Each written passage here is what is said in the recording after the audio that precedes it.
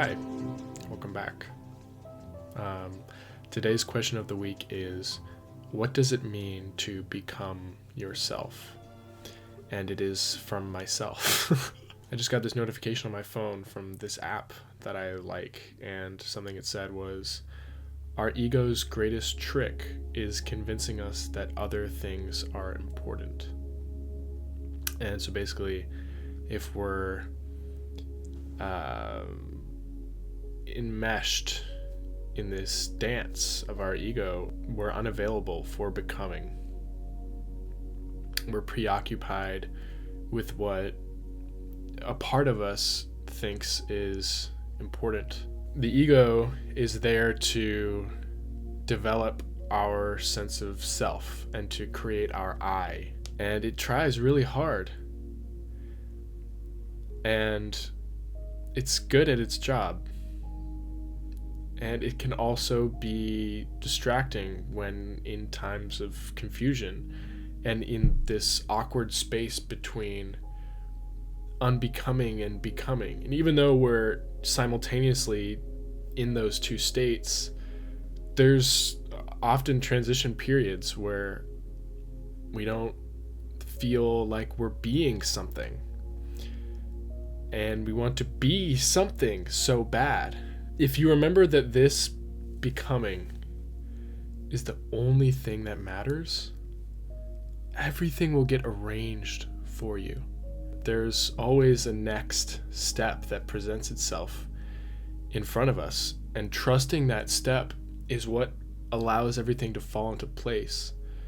Not when we put the pieces together in front of us. It's like Indiana Jones in The Last Crusade, I think it is, where he steps onto the invisible platform with this faith that like this step is underneath him. This is the leap of faith, is trusting that your entire life experience is understood deep within yourself and has these processes that spit out the feelings that you get when you know which college to apply for, or when you know which grocery store to go to. You just know.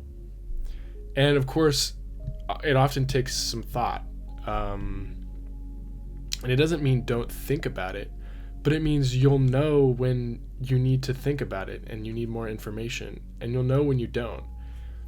And this removal from self, I think, sometimes happens when we don't listen to that voice. We don't listen to it, and we get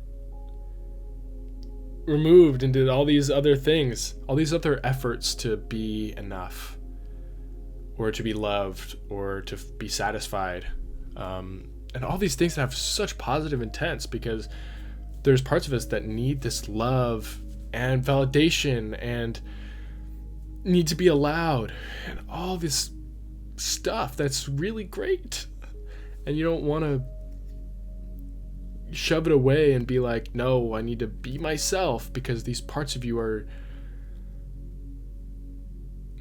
they make up you. And I know people might have different ideas of what I means and what the self is. I notice I personally get overwhelmed with the amount of things that I want to do, and I try to push them into being. Like, I don't know, for example, I gotta do my homework, and I gotta make a short film, and I gotta work on this project, and all this stuff that gets so overwhelming. But when it all settles, I just know. And a question that you can ask yourself is, what is stopping me?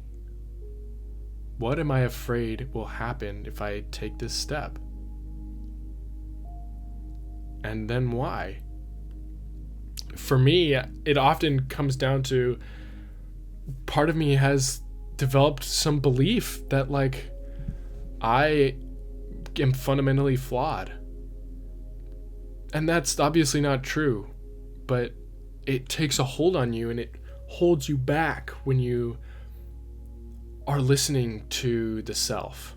And ultimately that is solved with love and loving the self and telling all of these parts of you that they belong because they're part of you and your universe, and that they can all be listened to and integrated in your actions or whatever, in your dreams. So when you go to a party and you're like, I need to be myself, what does that mean even? Because it's impossible to not be yourself, literally. But there's some sort of abstract idea of not self that is created. That's this separate identity that you don't want to be, because all of these parts of you might not want, and you might not want to accept. But I ask you, what would happen if you allowed these things to exist and you deeply accepted that every part of you that is detached from yourself and your identity is real? Being whole is not about tapping into the quality of wholeness, but it's about accepting the parts of you that don't feel whole. Something that happens is we grow out of the self-identity that we've created. Because something new is emerging. And it's so scary. It is so scary to be a new thing. And it can feel like, oh my gosh, I literally just did this. Oh my gosh, bro. Oh, I literally just broke down my entire identity and made a new one last year. Oh, I have to do it again. Oh my gosh. There's pain that has to be processed there. And it's not easy, and it's not easy to be in that in-between state with no self. I mean, you have a self, but it all comes into question again. And that's okay. And that's healthy, and that's yourself. I just read this book called The Way of Tenderness, and there's this quote that I really loved from it, and it says, "The body is not separate from spirit. It is not less than spirit. It is not an obstacle to spirit. The body is spirit." But all of the stories we've created about self that we are afraid to let go of in this unbecoming are broken through by the quality of tenderness. And in a moment, this seemingly eternal experience of suffering is washed away by tenderness and washed clean by yourself.